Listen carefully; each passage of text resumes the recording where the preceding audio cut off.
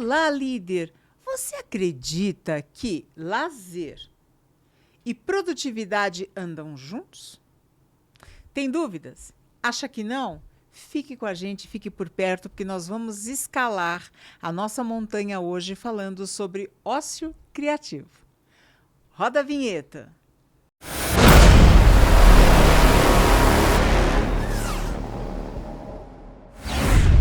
Muito bem-vindo, líderes escaladores, ao nosso 7º podcast. Eu sou o Márcio Moura Moreno, consultor de sistemas, coach e especialista em gestão de pessoas. Eu sou Mel Moura Moreno, psicóloga neurocientista, estrategista de negócios e mentora de líderes. E é uma honra recebê-los aqui agora. Não importa se você está assistindo, se você está ouvindo, o que importa é que a sua presença aqui significa que você fez uma escolha, escalar a sua montanha. E estamos juntos até o topo. Hoje vamos explorar momentos de lazer que podem ser uma poderosa ferramenta para impulsionar a criatividade, inovação e a saúde mental.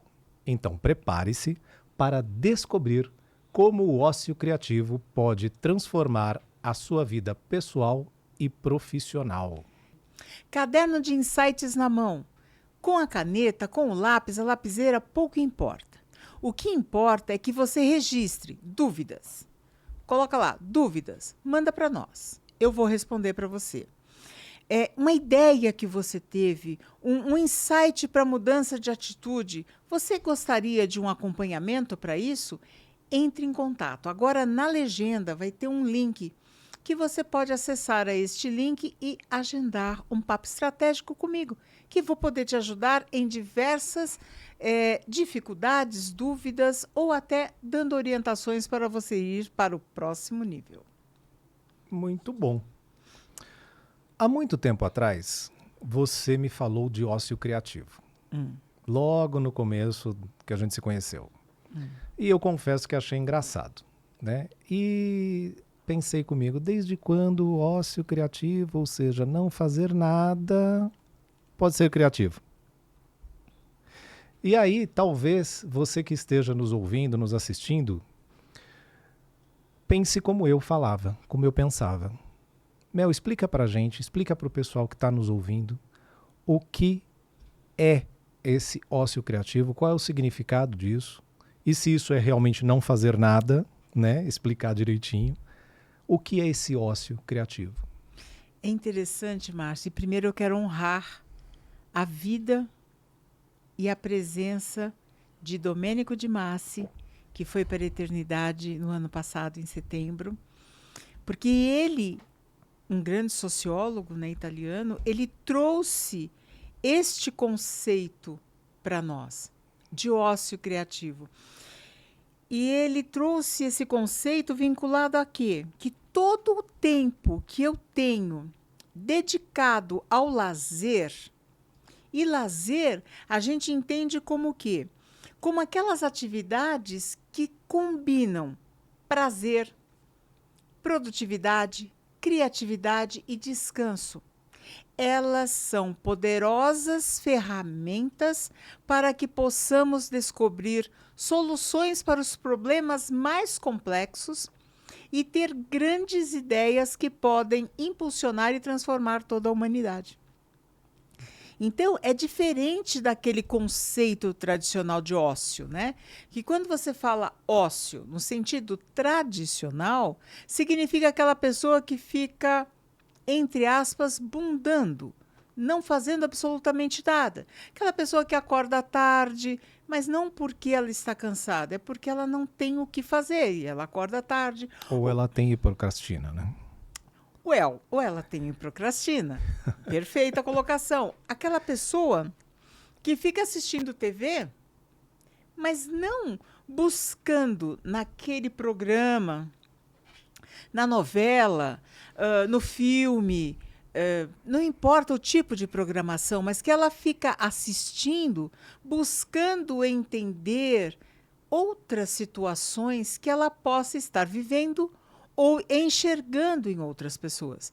É muito interessante que eu sempre falo que eu assisto e eu acompanho o Big Brother Brasil. E as pessoas falam, ai, credo, imagina, Mel, nossa, tal. Perdi tempo. E aí eu comecei a falar para algumas mentoradas minhas que trabalham com pessoas. E aí eu falo assim, ó, vai começar o BBB, assista do princípio. Isso não significa se envolver na briga deles ou ficar pensando, torcendo quem vai dar match com quem. Não. Comportamento. O BBB, ele mostra, ele dá uma aula de comportamento e de como as pessoas vão mudando para se beneficiarem, para prejudicar as outras. E de que maneira é construída toda uma imagem, muitas vezes mentirosa, equivocada, sobre uma determinada pessoa. E isso é muito interessante porque, primeiro, o Big Brother é um microcosmo da nossa sociedade. Sim, sim. Né? Sim. E aí, quando falam dessa manipulação, a mesma coisa acontece com a gente. Porque a gente não viu algum fato, isso acontece em empresa, né? A gente não viu algum fato e alguém vem falar pra gente, não fofoca, hein, gente? Não é fofoca. Não é a Rádio Peão. Não é a Rádio Peão. Vem falar pra gente de alguma coisa que aconteceu ali, né? Num outro departamento, ou com a chefia, ou alguma coisa parecida. E isso causa, né, uma impressão em mim. Causa um ruído muito grande. Um ruído, né? Causa uma impressão em mim. E eu vou tomar decisões baseadas naquela interpretação que me deram, né? Porque não fui eu que interpretei. Exatamente. Me trouxeram já interpretado. Aí é o telefone sem fio. Exato. Né? E a gente pode ver isso no BBB muito claro, né? Porque você vê que a pessoa está num espaço, os outros estão num quarto, outros estão no outro quarto. Lá se conversou, vem o fofoqueiro, buzina aqui, pronto. A coisa já está feita ali, o terror. E um outro fofoqueiro é a câmera, né? É. Porque ele só traz o que interessa. E o terceiro fofoqueiro somos nós, que ficamos ali olhando assim, mas aquele ali, aquela lá. Então, a gente toma partido das pessoas. Existem brigas homéricas na internet, nas redes sociais, por conta das Causam, torcidas, né? Na verdade, quando você assiste a um programa desse tipo, né? Vou ficar nesse exemplo. É muito importante você perceber os comportamentos, porque aquelas pessoas são selecionadas porque elas representam grupos sociais que convivem com a gente o tempo todo. Quando você assiste a uma novela, e essa novela ela é uma novela histórica, você consegue visualizar, não vamos longe, Record.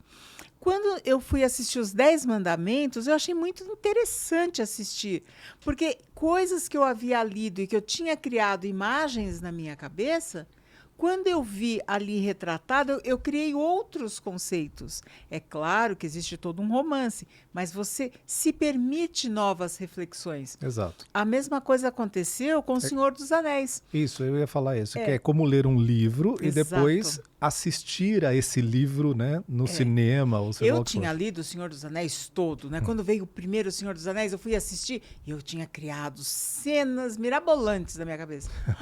Quando eu fui assistir, fiquei de cara no chão. Por quê? Porque era maravilhoso, era muito mais criativo do que eu tinha imaginado. Fiquei até um pouco frustrada, é bem verdade. Então, este é o ócio criativo. É quando você se predispõe à arte com humildade. Então, você assiste a uma novela e vai buscar analisar aquela novela, analisar aqueles personagens, buscar entender aquela dinâmica e onde a gente pode ver aquela dinâmica no nosso dia a dia. É você escutar uma música e você... Música. Música. Instrumentos musicais e poesia, né? E aí você escuta aquela música e você começa a pensar no significado daqueles versos, no que aquilo está querendo dizer, quem compôs aquela música, em que época compôs, como é isso? Isso é ócio criativo.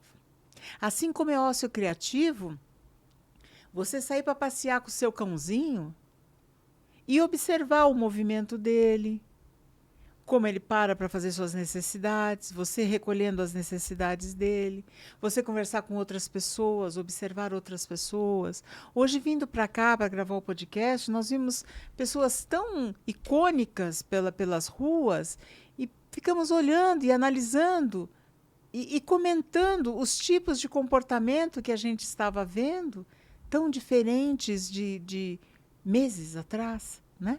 Então, o ócio criativo é essa atividade que você faz sem obrigação definida e que gera prazer, porque gera conversas, gera diálogo, gera análise e, ao mesmo tempo, te permite uma visão mais ampla da realidade social, pessoal e, muitas vezes, dentro do meio corporativo também. É isso que eu ia falar, porque é uma questão de observação, né?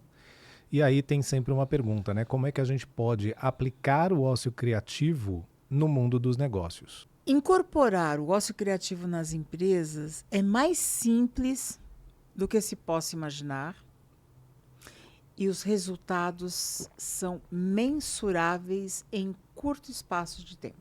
Por exemplo, incentivar as pausas durante o expediente, que é a técnica Pomodoro, por exemplo, que a gente já falou.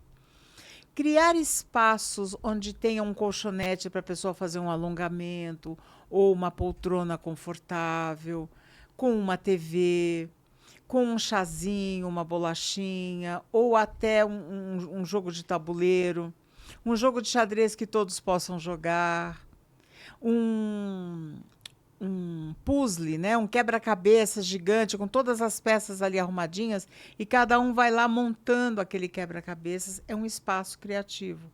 A outra questão que pode ser feita também são atividades com o time.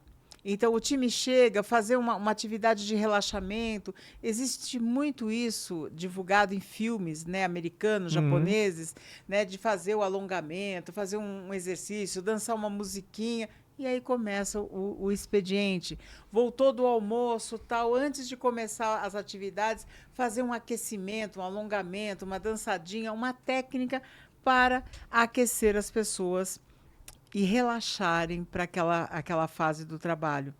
Oferecer programas de bem-estar e mindfulness. Então, por exemplo, marcar o happy hour da sexta-feira, mas não para beber até cair ou cair de tanto beber, não.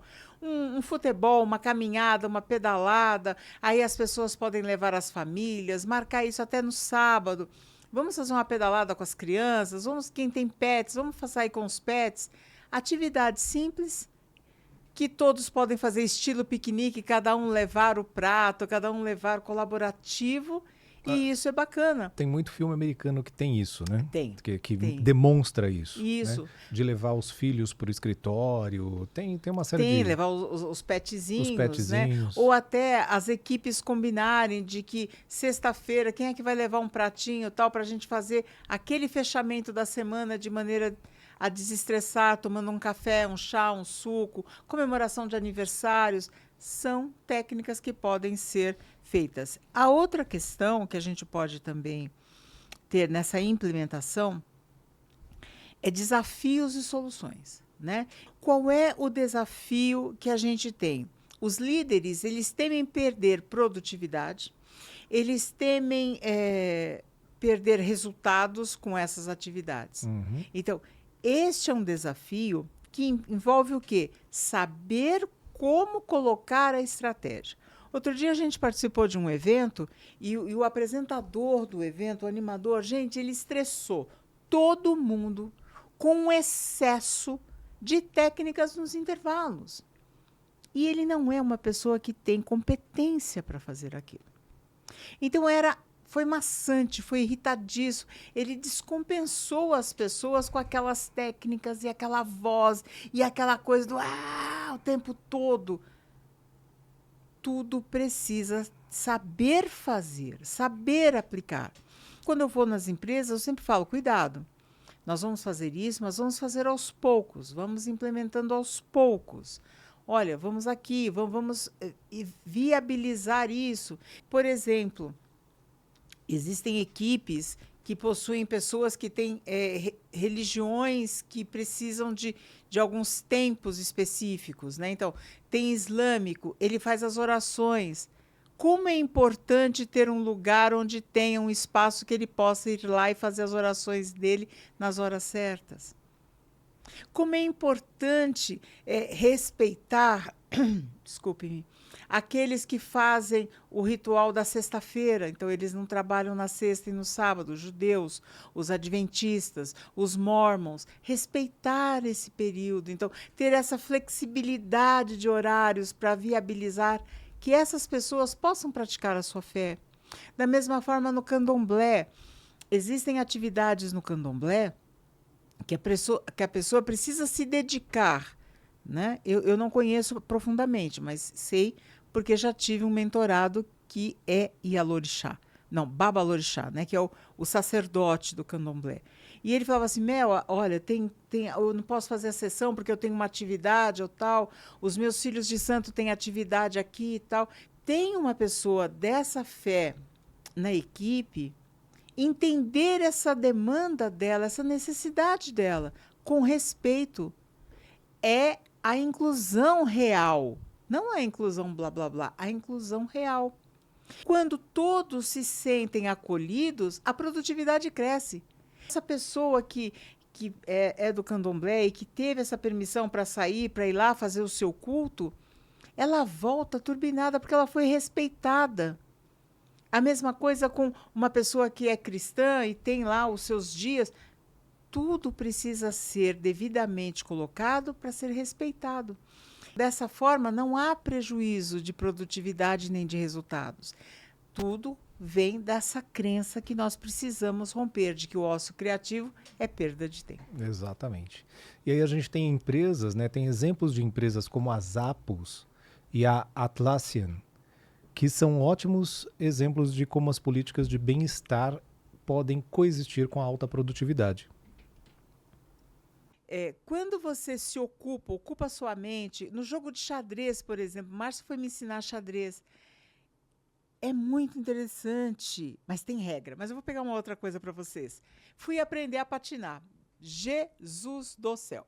Fui aprender a patinar, botei os patins e tal, até que eu entendi como o meu corpo tinha que ficar para que eu pudesse deslizar sem me estabacar no chão. Foram várias estabacadas no chão. Ainda bem que tinha equipamento de proteção. Exato, né? E, bom, enfim. Aí eu comecei a andar ali de patins. Só que eu comecei a entender, a buscar entender como que os meus pés tinham que se movimentar para fazer aquele movimento, para eu não cair, os braços e a coluna. Nova sinapse foi construída. Muitas vezes, quando eu chego numa empresa, dependendo do que eu enxergo de problemas naquela empresa, eu faço uma dinâmica da patinação em grupo. Para quê? Para resolver problemas. Tudo, absolutamente tudo o que nós temos no nosso mundo é aula. É aula para que nós possamos ter aprendizados diversos para resolver coisas muito básicas e simples. Muito simples. O ócio criativo, ele facilita também essa questão da resolução dos problemas. Por quê? Porque você diminui o nível de estresse, de ansiedade. Perfeito. Um outro exemplo muito interessante e famoso é o do Richard Branson, fundador do Virgin Group, que frequentemente encontra suas melhores ideias enquanto relaxa na sua ilha particular. Não é? Não é para todos, né, gente? Mas enfim. A Mel tem grandes ideias e piramidais, como ela fala, né? Cozinhando, mexendo na horta. Às vezes tomando banho. Eu não ia falar isso, mas ela abre a porta do banheiro e fala assim, quando termina, abre a porta do banheiro e fala assim, eu tive uma grande piramidal ideia. Falei, pronto, lá vem trabalho para fazer, porque é sempre um negócio. Enfim. Por outro lado, existem pessoas aqui à minha frente. Aonde? Você. Que quando lava o carro, ele fala assim, você não sabe o que eu fiquei pensando, você não sabe a que conclusão eu cheguei. Ou ele está lá escovando os gatinhos, nós temos 8, né? E gatinho é fábrica de pelo. De repente ele fala assim, Meucina, meu nome inteiro. Meucina. Eu falando, cheguei à conclusão de tal coisa assim, assim. E aí ele faz toda a organização do pensamento. Então, é uma questão de nós estarmos atentos para esses aprendizados que nós temos o tempo todo. E eu gostaria de deixar claro aqui que é aquele momento em que parece que você não está pensando em nada. Aí, pluf, vem um negocinho que liga no outro, que é como ela acabou de dizer, né? As sinapses vão acontecendo. E aí você chega numa ideia e fala, olha, isso aqui. Aí pronto, entra para discussão e isso pode ser... Esse bluft, parece que a gente não está pensando em nada. E o bluft que o Márcio fez é muito bacana. Porque o nosso cérebro ele não descansa. Ele está o tempo todo trabalhando para resolver os nossos problemas, nos dar prazer, nos dar alegria, fazer aquilo que nos faz feliz. Plim, plim. Se você está passando por coisas muito difíceis, muito duras, muito tristes, é porque você está alimentando o seu cérebro com isso. E ele já acreditou que você viver essas coisas tristes e chatas é o que faz você feliz. Não é isso? Muda, ressignifica. Porque isso é possível ser feito também. Reprogramar o cérebro é algo que não é simples. Não é simples. É possível, é viável e é necessário muitas vezes. Eu trabalho com isso e posso garantir isso para vocês. Entre em contato. Mas vamos mudar um pouquinho essa questão do ócio criativo e falar de burnout. Muitas pessoas tendo burnout, né? A gente está aí com inúmeros casos.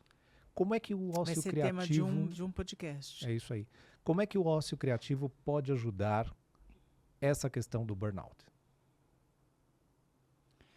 Pergunta valendo 1000 pontos. Eu estou demorando para responder, não é porque eu não saiba, é a profundidade disso. Ócio criativo igual bem-estar, igual saúde mental. Portanto, se eu não tenho saúde mental, eu não me sinto bem, eu não tenho bem-estar. Logo, eu começo a entrar em níveis patológicos de estresse, de ansiedade, até chegar ao esgotamento, que é o burnout. Quando eu me permito brincar com um cachorro, sentar no chão e brincar com uma criança, e brincar na casinha da Barbie, e montar... Gente, eu não estou falando de brinquedos eletrônicos. Eu estou falando de atividades que estão ao ar livre, que estão abertas para que você possa interagir com o mundo. Não é joguinho no celular. Não é joguinho no celular, não é aquele videogame dentro de casa. Não, eu estou falando fora, liberdade, espaço, né? Quando você está no espaço, andando com o seu cachorro, brincando com uma criança, passeando com o idoso. Passeando com o idoso, por que não? Pega o idoso. Eu pegava minha mãe, punha na cadeira de rodas e ia caminhar com ela, passear com ela em parques. Ou então ia devagarinho, ela com o andador ou com a bengalinha. Senta num banco, olha as árvores, olha o céu. Lembra quando você era criança e ficava olhando para as nuvens e procurando os desenhos que ela fazia? Isso reduz o estresse. Quando você para ouvir uma criança te contar uma história, te contar o que ela está sentindo, como que ela está elaborando aquele raciocínio. Muitas vezes você tem um colega de equipe que tem uma mentalidade de criança. E aí é naquela brincadeira com o teu filho, com o vizinho, ou com uma criança aleatória, você fala assim, opa, está aqui uma ideia de como eu posso agir com aquela pessoa. O ócio criativo, ele reduz o estresse, porque quando você está brincando, se divertindo, lembra? Brincando, meninos, empinando pipa. Era um prazer, até a hora que vinha o lado escuro do ser, que era querer cortar o outro pipa que estava lá no céu. Até esse momento, você estava tranquilo e querendo ver a sua pipa no ar. Ou brincando na bolinha de gude. Nós, meninas, na época que a gente brincava com as bonecas e criávamos e conversávamos, e elas conversavam com a gente. As bonecas falavam. E não era a voz eletrônica, não, elas falavam, interagiam com a gente e tal. Ontem eu fui fazer a unha e a minha manicure mostrou a neta dela, põe todas as bonecas no colchão e ela fica assim, calma, ó, não puxa o cabelo da outra, não faz assim, olha, vou colocar você de castigo. Por quê? Porque é o que ela vê na escolinha. Ela reproduz ali com as bonecas. Quando a gente para observar isso com atenção e com respeito, você está reduzindo o seu nível de estresse. Muitas vezes, o que a gente vê neste nosso mundo digital atual? Os pais chegam em casa estressados do trabalho ou estão em home office estressadíssimos, dão, né, aparelhinho celular para os filhos que ficam lá brincando. Acabou o expediente, vai sentar com essa criança. Pergunta para ela como foi o dia dela, escute, sem julgamento. Não escuta para querer consertar, corrigir, não. Escuta a história. Depois, no momento certo, você vai fazer a orientação correta, mas escuta. Senta e vai olhar o problema que ela está tendo com aquela disciplina, com aquela continha, com aquela história, com aquela narração de português. Este momento seu de interação é absolutamente um redutor de estresse natural, não precisa do uísque. Fora isso, você vai criar uma relação com aquele seu filho ou filha, né? Você vai criar relação. Um vínculo, exatamente. Laço, né? É. Que é algo que não se tem com muita frequência, né? É isso aí. A segunda coisa, Márcio, esse assunto é muito denso, vasto, né? É vasto. Melhora a qualidade de vida. Por quê? Se eu não estou tão estressado, se eu saio para caminhar, se eu estou observando os detalhes, se eu consigo observar que lá em casa, eu moro na Serra da Cantareira, outro dia nós observamos, apareceram agora vários passarinhos que andam em casalzinho, que a gente descobriu agora que é casalzinho. Um é verde e um é azul. E eles andam sempre juntos. E eu tenho uns pés de mamão. E eles vão comer os meus mamões, né? Até agora eu não comi nenhum, diga-se de passagem. Eles vão comendo lá os mamões quando estão maduros. Quando você senta e para e fica olhando, eles vêm, pulam, voam, tal, depois vai lá, come um mamãozinho, vai voando de novo, aí você vê outro tipo de pássaro vindo, aí você vê um saruê ou você vê um gambazinho. Gente, você vai olhando aquilo, você vai se integrando naquela dinâmica. Isso melhora a sua qualidade de vida. Sem contar que é lindo, né? É muito bonito, é muito... Sou leiga para falar a respeito disso. A gente se distrai, tem gente que se distrai com o celular, a gente se distrai olhando os bichinhos em casa. E isso se reflete onde? Na nossa produtividade, no nosso trabalho, no nosso relacionamento com as equipes. Outro exemplo é a Arianna Huffington, né, fundadora do Huffington Post, que defende a importância do sono e do tempo livre para a produtividade e a felicidade. Ela mesma implementou mudanças significativas em sua rotina após um colapso, entre aspas, né, devido ao excesso de trabalho. Por que colapso, entre aspas, caríssima? Márcio, até ferveu aqui dentro, né? Por quê?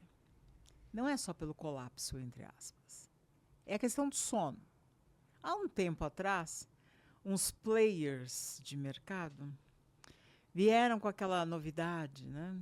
Que eles tiram não sei de onde, dizendo que tinha que acordar às 5 horas da manhã para começar as atividades, que o sono não era relevante.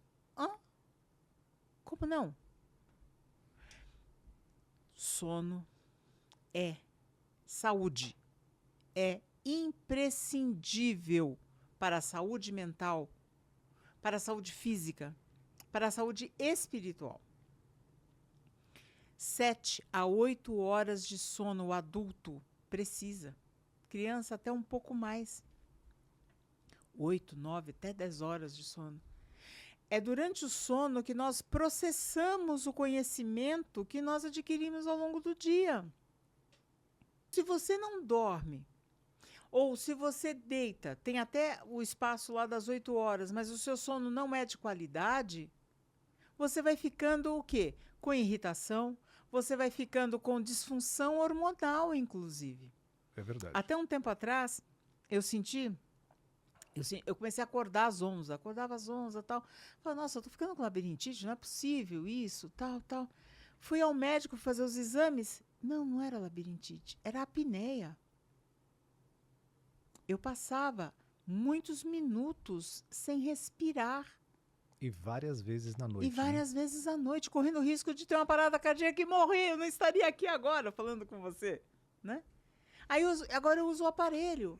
Gente, eu ponho o aparelhinho, viro pro ladinho, bal. No dia de virar os olhinhos, é sem aparelhinho primeiro, para depois pôr o aparelhinho, porque eu vou dormir. Deu para entender? Qualidade do sono, porque agora eu respiro com qualidade, eu durmo com profundidade. Alguém vai precisar usar o mesmo aparelho. Mas não é porque alguém tem apneia. É porque alguém não vai a sono profundo. Então ele fica sempre na superfície, acorda muitas vezes à noite. Não há um relaxamento profundo. Conclusão: cefaleia, uma fome desmedida, né? Porque o corpo precisa daquele combustível. Dormir é imprescindível. E quando você tem uma boa noite de sono profundo, de sono de qualidade, você não fica sonolento durante o dia. Presta bem atenção nisso. Se você está com muita sonolência durante o dia, significa que você não está tendo uma boa noite de sono. E o colapso, Márcio, seria um curto-circuito nervoso disso tudo. Porque você fica neurologicamente estressado, fisicamente estressado, emocionalmente estressado. Chega uma hora que você começa a ter todo essa ebulição interna se refletindo onde? Nos relacionamentos, na sua produtividade. Quantas vezes você está andando no trânsito e aquela pessoa passa xingando, passa buzinando, tal, ou então o farol abriu, a pessoa já está buzinando porque ela já queria ter saído e você ainda não saiu. Esse estresse que a gente vê muito na sociedade, nas nossas grandes capitais, ele também pode gerar ou ser já um sintoma do burnout. Por isso o colapso. Ok. Então, esse colapso é outro nome para a síndrome de burnout, certo? Ele já foi usado várias vezes. Depois a gente fez uma estruturação como síndrome de burnout. Vou explicar isso no próximo podcast. Eu incentivo a vocês, líderes, a refletirem sobre como podem incorporar o ócio criativo em suas vidas e em suas equipes. Lembrando, um líder equilibrado e criativo inspira uma equipe igualmente equilibrada e inovadora. Exatamente, Márcio. E aí a gente tem um link na legenda, né, para agendar uma conversa estratégica com a Mel. Inclusive sobre o ócio criativo na sua empresa. Na sua empresa, na sua vida, na sua equipe, né? Como que você pode implantar isso, inclusive na família, no relacionamento. Bárbaro isso. Vou colocar também aqui na legenda um link com alguns livros, com 2 livros do Domênico De Masi, para quem quiser aprofundar mais no conhecimento de ócio criativo, que é muito importante. E eu sempre finalizo os podcasts com uma reflexão. Mas já, hoje, foi rápido. Já foi rápido, né? Mas hoje ela vem misturada com uma atividade que depende única e exclusivamente de você. Sabe qual é essa atividade? Eu gostaria que você convidasse a criança que você foi um dia, de 4, 5, 6, 7, 10, 9 anos. Convide essa criança para brincar. O que você gostava de brincar? De quê? Se é menina, é de corda, de bola, de boneca. Se é menino, é de pipa, é de futebol, é de bicicleta. Eu gostava daqueles carrinhos miniatura que na minha época chamava... Perdi o nome agora. Já esqueci. Faz tempo. Porque veio o nome do atual, que é Hot Wheels, né? Uhum. Que tinha aí, tem ainda um pouco. Matchbox. Era Matchbox no meu tempo. Que eram essas miniaturas de carrinho aí, né? De vários... E eram realísticas demais, né? Era muito pequeno. Eu adorava aquilo. Tinha uns 20, pelo menos. Nossa, 20? Carrinhos, todos os modelos, né? É os carros que a gente cresce e quer ter na garagem Exato, depois. exato. Né? Eu gostava muito de brincar com os meus sobrinhos, porque a nossa diferença de idade é pequena, de Autorama. Achava o Era muito máximo bom. brincar de Tinha Autorama, também. né? Tinha também. Mas quando a gente abraça essa nossa criança, a gente vai abraçar coisas que a gente era tão feliz, que a gente ria sem medo, a gente ria sem motivo e que se perdeu. Então é importante a gente acessar a nossa criança interna, porque uma informação bem interessante, tudo que nós aprendemos do 0 aos 5 anos, aproximadamente, de diversão, de aprendizado, de brincadeiras, né, se reflete no nosso trabalho, na nossa relação profissional. Acesse essa criança, brinque como ela, é dominó, é jogo de dama, é xadrez. Procure seus amigos, convide-os para um jogo, para uma sessão, uma pizza na sua casa. É muito importante. E a indicação deste mês, o mês passado, foi um filme. Foi um livro, aliás. Hoje vai ser um filme. É o filme The Kid, que no Brasil veio traduzido como Duas Vidas. Ele traz o maravilhoso Bruce Willis no papel principal. E esse filme é lindo, é forte, é pesado. Tem link até aqui no YouTube. Eu vou deixar o link do trailer aqui também para vocês. É lindo, por quê? Porque ele é um executivo adulto, tal, que está enfrentando problemas na vida dele. E ele se encontra com a criança que ele foi um dia. E os diálogos entre os dois, as cobranças que essa criança faz, são poderosos. E é somente quando ele vai lá na infância, por isso a importância da psicoterapia, somente quando ele vai lá na infância entender as causas, a raiz do que ele está sofrendo da vida adulta, é que ele consegue se tornar um homem feliz e um executivo de profunda excelência e prosperidade. Então a dica fica aí do filme The Kids. E o que é esse filme? Ele fala do quê? Dessa decisão. Eu convido você, líder escalador, decida viver sendo feliz. Incorpore a rotina do ócio criativo na sua vida. Vai fazer um bem enorme para você, para as pessoas que você convive dentro do sistema afetivo familiar, para a sua equipe e para o mundo. Às vezes um hobby tão simples tem um poder curativo gigantesco. Para de sofrer. Para de sofrer. Sofrimento é escolha. Escolha ser feliz. Escolha se curar. E se precisar de ajuda, sabe que pode contar comigo. Um brinde à sua criança interior, à minha criança interior, à nossa criança interior. Vem pro topo. Brinde.